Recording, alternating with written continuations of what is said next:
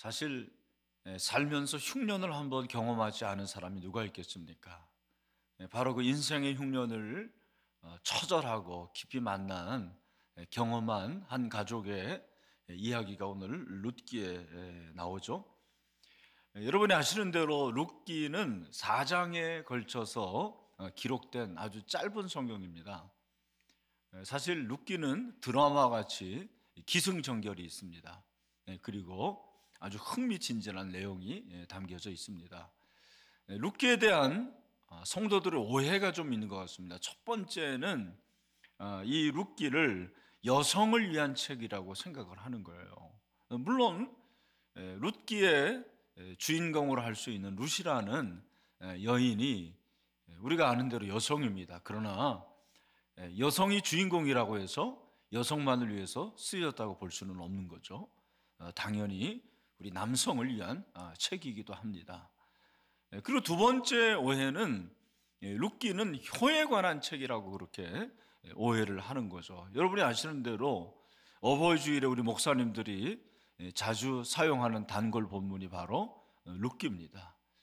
어머니의 하나님이 나의 하나님이 되고 어머니의 백성이 나의 백성이 되기를 원한다. 여러분 혹시 시월드를 아시는지 모르겠습니다. 미국에 가면 캘리포니아 샌디에고에 시월드가 있는데 우리가 아는 시월드는 또 다른 시월드가 있습니다. 시어머니 또 시댁 다 시월드죠. 그 시댁에 관한 거다. 그래서 여러분 시월드를 잘 섬겨야 된다라고 그렇게 생각을 합니다. 물론 효도에 관한 내용이 나오지만 룻기의 주제 자체가 효는 아닙니다. 룻기는 주제가 하나님이 했어야 돼요. 하나님의 그 사랑, 하나님의 인애와 긍휼이 주제라는 것을 여러분들이 좀 아셔야 됩니다. 세 번째 오해는 룻기를 드라마처럼 생각하는 거예요. 마치 한 편의 연속극처럼 생각을 합니다. 그 말은 지어진 책이다. 픽션으로 생각을 하는 거죠. 아닙니다. 룻기는 역사서입니다. 우리가 나중에 살펴보겠지만 이 룻기는 역사서 중에 하나입니다. 일어났던 일입니다. 그것을 기록한 거죠. 그 역사를 통해서 하나님이 이스라엘 백성들을 얼마나 사랑하시고 오늘날 저와 여러분을 향하신 하나님의 그 사랑이 기록되어 있는 것이 바로 룻기죠. 여러분들이 이런 이해를 가지고서 함께 룻기를 좀 살펴보면 좋을 것 같습니다. 오늘 1절에 보면 사사들이 치리하던 때에 그 땅에 흉년이 드니라 유다 베들레헴의 한 사람이 그의 아내와 두 아들을 데리고 모압 지방에 가서 거류하였는데 그렇게 본문에 나왔습니다. 우리말 성경에는 나오지 않았지만 원어 성경을 보면 1절 맨 앞에 접속사가 있어요. 바브 접속사가 있습니다. 여러분이 아시는 대로 접속사는 뭐죠? 단어와 단어 그리고 구와 구, 절과 절을 잇는 거 아닙니까? 그렇다면 사사들이 치리하던 때 한 절을 접속을 해야 되는데 뭘 접속하는 거예요? 1장 1절 처음에 나오는 이 접속사는 무엇을 연결하는 걸까요? 바로 앞에 나온 사사기서를 연결하는 책이 바로 룻기라는 거예요. 그러면 사사기의 가장 마지막 21장 25절로 가봐야 되겠죠? 우리 다 같이 사사기 21장 25절을 함께 읽어보겠습니다. 그때에 이스라엘의 왕이 없으므로 사람이 각기 자기의 소견에 옳은 대로 행하였더라. 여기 보면 사사시대의 시대 정신을 한마디로 요약한 거예요. 뭐예요? 왕이 없어서 자기 소견에 옳은 대로 행했다. 왕이 없다라는 건 뭐예요? 자기가 왕이라는 거죠. 하나님의 통치를 받지 않아요. 하나님이 왕이 아닙니다. 그러니까 자기 소견에 옳은 대로 행했습니다. 여기 소견이라는 이 단어가 그 원형이 눈에서 나왔어요. 그러니까 자기 눈대로, 자기의 기준대로, 자기의 마음대로 그렇게 살았던 시대가 바로 사사시대 아닙니까? 제 눈의 안경이라는 말이 있잖아요. 그 사사시대 사람들이 다 제 눈의 안경으로 자기가 왕이 되어서 살았던 거예요. 바로 그런 시대를 연결해서 그 시대와 동일한 시대에 룻이라는 사람을 통해서 그 시대 정신을 말씀을 하고 있는 것입니다. 그러니까 그 당시에 사람들은 육신의 눈에 보이는 대로 판단하고 육의 욕망에 이끌려 살았던 바로 그런 시대 배경을 가지고 룻기서를 봐야 된다는 거예요. 그 다음에 사사들이 치리하던 때에 그 땅에 흉년이 드니라, 그렇게 말씀을 하고 있습니다. 그런데 사사들이 바로 그 치리하던 그때, 그것이 시대적인 배경인데 장소적인 배경은 그 땅입니다. 그 땅이 어떤 땅이에요? 바로 유다 베들레헴인데, 이 시대적인 배경과 장소적인 배경 사이에 뭐가 있습니까? 그 땅에 흉년이 들었다. 흉년이 중요한 거예요. 여러분, 흉년은 인류의 역사에 있어서 아주 중요한 재해 중에 하나예요. 사실 저와 여러분은 흉년을 잘 몰라요. 왜냐하면 우리는 농사를 짓지 않습니다. 그러나 농경시대 흉년이라는 것은 엄청난 재해죠. 그래서 여러분, 믿겨지지 않을지 모르지만 지금도 전 세계에 하루에 죽는 인원이 수만 명이라고 제가 들었어요. 믿겨지지 않잖아요. 그러나 굶어 죽는 사람들이 지금도 많아요. 부지기수입니다. 성경에도 보면 흉년과 기근이라는 단어가 많이 나오죠. 134회 정도 사용됐더라고요. 구약의 역사가 한 1500년이라고 보면 134회가 등장했다는 것은 엄청난 거 아닙니까? 그만큼 자주 흉년이 들었습니다. 여러분, 그렇게 흉년이 들었는데 그 흉년이 든 그곳이 어디냐면 그 땅이에요. 그 땅. 그 동네가 아니에요. 그 땅이라고 그랬습니다. 그 땅이 어디입니까? 그 땅이라는 것은 바로 유다 베들레헴을 말하는 거죠. 고유한 지역입니다. 그런데 여러분, 베들레헴 하면 뭐가 생각이 나십니까? 베들레헴은 예수님의 고향이죠. 예수님의 고향인 이 베들레헴은 히브리 원어로 보면 베트가 집이에요. 레헴은 떡입니다. 그러니까 떡집이에요. 떡집이라는 것이 뭡니까? 떡집이라는 거는 그만큼 농사가 잘 된 거 아니에요. 떡이 많으니까. 여러분, 이렇게 베들레헴은 풍요의 땅이고 풍족한 땅인데 그 땅에 바로 흉년이 들어간 거예요. 그 땅에 기근이 왔습니다.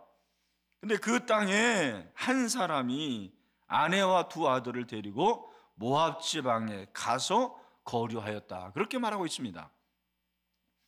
사랑하는 성도 여러분, 오늘 이 본문에 나오는 이 한 사람이 바로 누굽니까? 2절에 보니까 그 이름이 엘리멜렉이라, 그렇게 얘기를 하고 있습니다. 엘리멜렉이라는 이 말은 어떤 의미냐?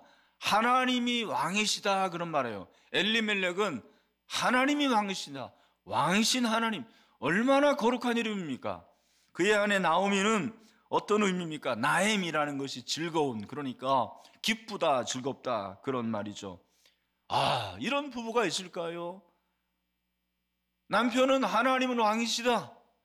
아내는 기쁘다. 하나님이 왕이시니까 우리 가정은 너무 기쁘다.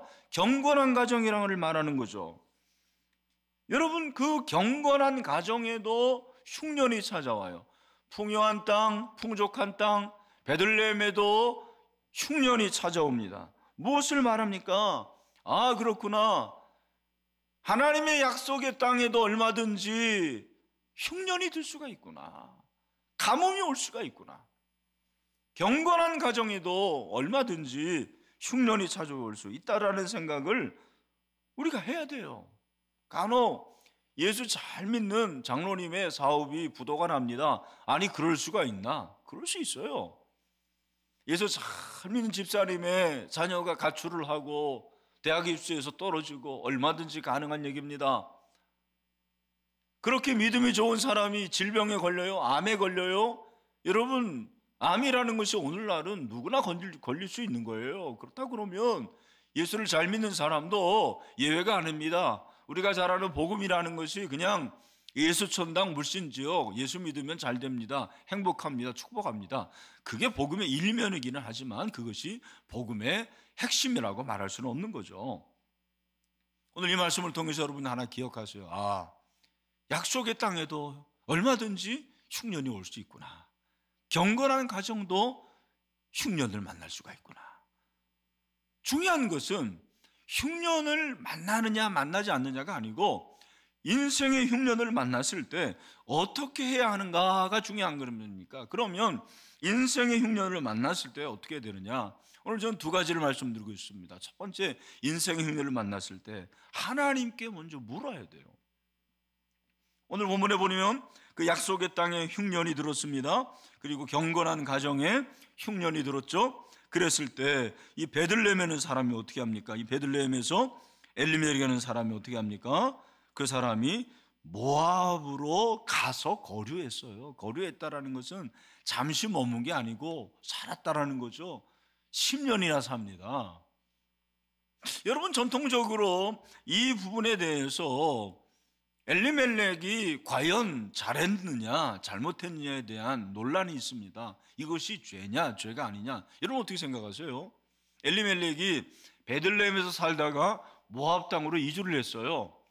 흉년을 피하기 위함이죠. 모압은 이방입니다. 그러면 유대인이 이방인의 땅에 거하는 거, 그것이 잘한 겁니까 잘못한 겁니까? 저는 잘한 건 아니라고 생각을 해요. 그러나 이것이 죄악이다, 이 죄악으로 인해서 엘리멜렉이 죽고 말론과 기럴이 죽었다, 그렇게 말할 수는 없는 거예요. 하나님은 그런 하나님은 아니십니다. 물론 그 약속의 땅을 떠난 것은 잘못된 거지만, 그러나 그 약속의 땅에 간 그 자체, 약속의 땅에서 모압 땅으로 간 그 자체가 잘못은 아니라는 거죠. 그러면 뭐가 잘못됐느냐? 오늘 본문에 보면 엘리멜렉이라는 사람이 모압 땅으로 가면서 한 번도 하나님께 질문을 하지 않아요. 하나님께 묻지 않습니다. 여러분 생각해 보세요. 제가 목회를 하다가 목회가 안 돼서 내가 저 모슬렘 지역에 가서 한번 선교를 해야겠다, 그러면 그냥 가겠습니까? 아니죠. 물어봐야죠. 질문해야죠. 하나님의 뜻이 맞습니까? 제가 가야 되겠습니까? 어느 나라에 가야 됐습니까? 엘리멜렉은 이주를 결정하면서 하나님께 구하지 않아요. 하나님께 도움을 구하지 않습니다. 베들레헴에서 모압까지가 80km입니다. 짧은 거리 아니에요. 그 네 식구를 데리고 이방 땅까지 가는데도 불구하고 여호와라는 이름이 나오지 않아요. 야훼라는 이름이 나오지 않습니다. 그냥 자기의 계획, 자기의 생각대로 이주한 거죠. 바로 이것이 잘못된 것이라는 거예요.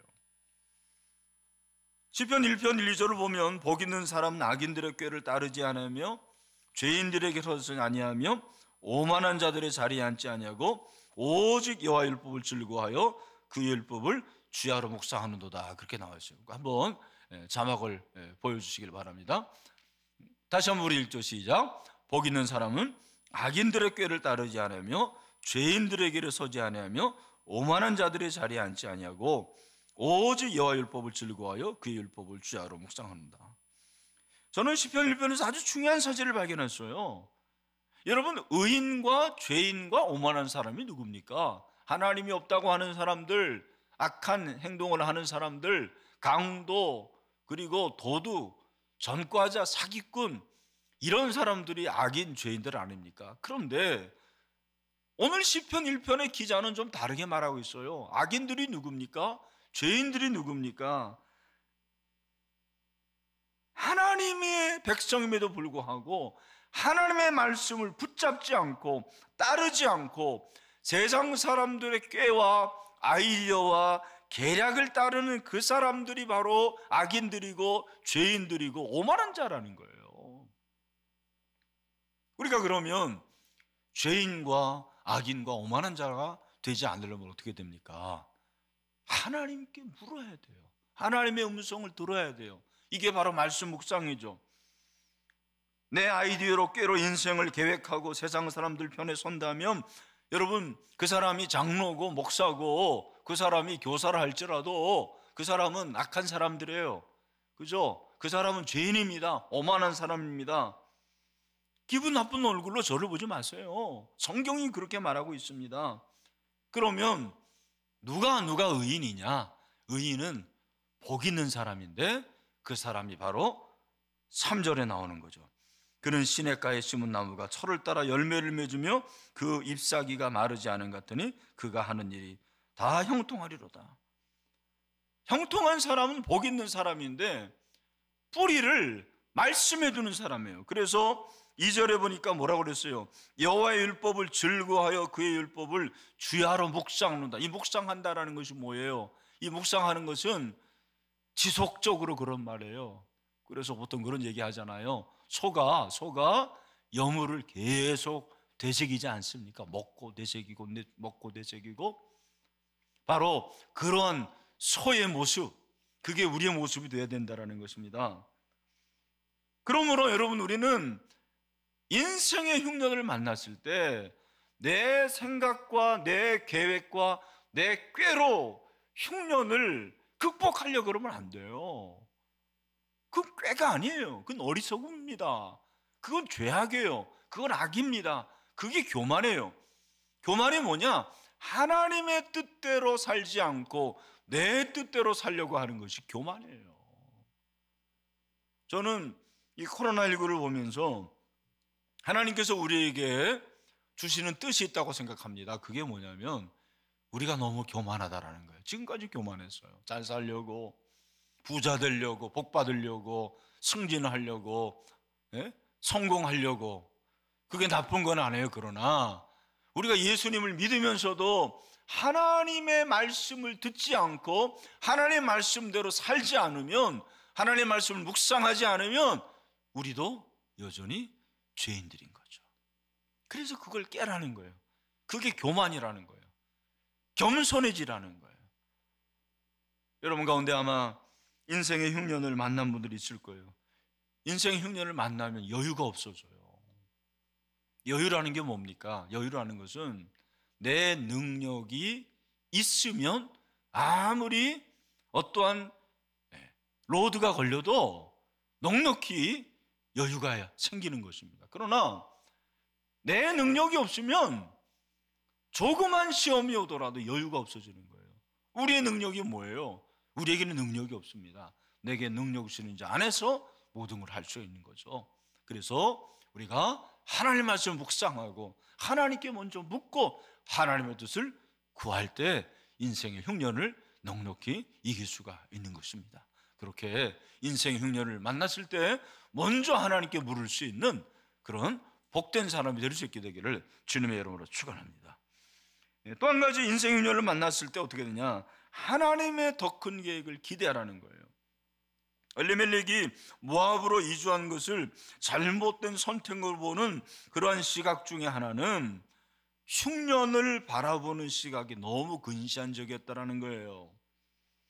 오늘 이 본문에 보면 이 흉년을 만났을 때 엘리멜렉이 모압으로 이주하는데, 여러분 오늘 이 본문을 잘 보면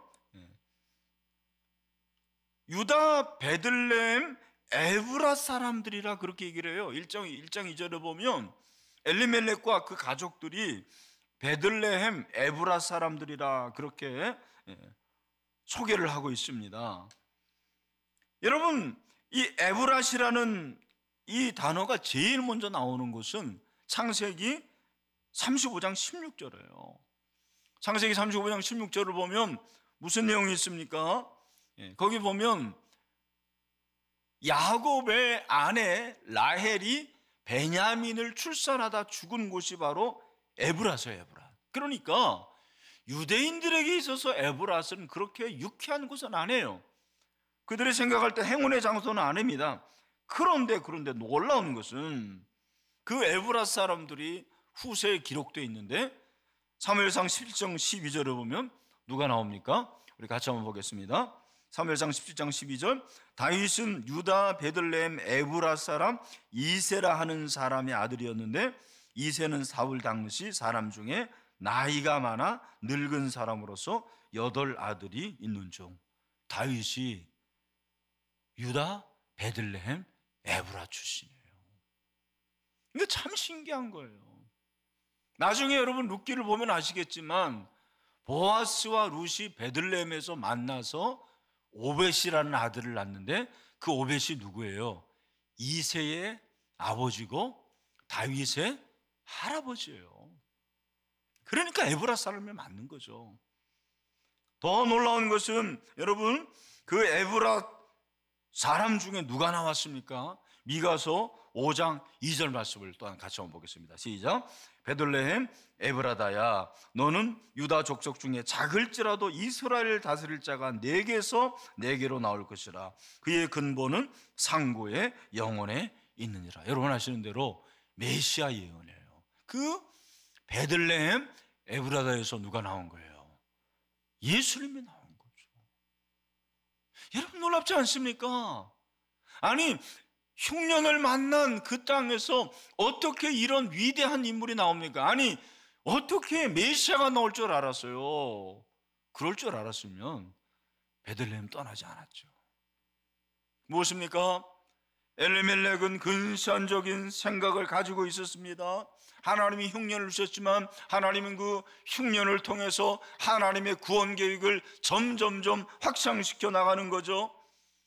그래서 하나님께서는 그 가운데서 놀라운 일을 이루신 것을 볼 수가 있습니다. 하나님은 하나님의 계획을 진전시키고 계세요. 지금도 그렇습니다. 하버드라는 사람이 이런 말을 했습니다. 흉년은 비극임에도 불구하고 하나님의 백성을 위한 하나님의 계획을 진정시켜 나간다. 맞습니다. 여러분 지금 인생의 흉년을 만났습니까? 인생의 흉년이 당장 나에게는 그것이 고난이죠. 그것이 환난입니다. 슬픔입니다. 고통입니다. 그러나 그 흉년을 통해서 하나님이 나를 어떻게 사용하실지를 모르는 거예요. 흉년을 통해서 하나님께서 어떠한 일을 가지고 있는지 그걸 뭐래요? 그것을 가리켜서 섭리라고 그러는 거죠. 섭리. 그러고 보면 우리가 이 세상에서 경험하는 모든 것들은 우연이라는 건 없어요. 다 하나님의 섭리, 필연도 아니고요. 하나님의 섭리예요. 하나님의 섭리가 무엇입니까? 하나님의 계획의 시작이 바로 섭리인 거죠. 하나님은 결국 룻을 통해서 다윗을 탄생시키게 하고 다윗의 후손에서 누가 나와요? 아브라함과 다윗의 자손 예수 그리스도의 세계라, 계보라. 누가 나오는 거예요? 예수 그리스도가 나오는 거죠. 사랑하는 성도 여러분, 하나님의 흉년을 통해서 구원의 계획을 점점 진전시켜 나갑니다. 여러분이 남편을 구원시켜야 되는데 지금 힘들다, 고통스럽다, 어렵다. 아니에요. 이기십시오. 넉넉히 이기십시오. 하나님의 구원 계획을 지금도 이루어 가시는 과정인 것입니다. 우리는 그걸 잘 모르지만 하나님은 그것을 이루고 계시는 거예요. 그러므로 우리는 하나님만 바라봐야 되는 거죠. 하나님만 집중해서 응시해야 됩니다. 그럴 때 하나님께서는 놀라운 일을 우리에게 허락하심을 여러분들이 기억을 하시길 바랍니다. 말씀을 맺습니다. 약속의 땅에도 인생에 흉년이 왔어요. 경건한 가정에도 흉년이 닥쳤습니다.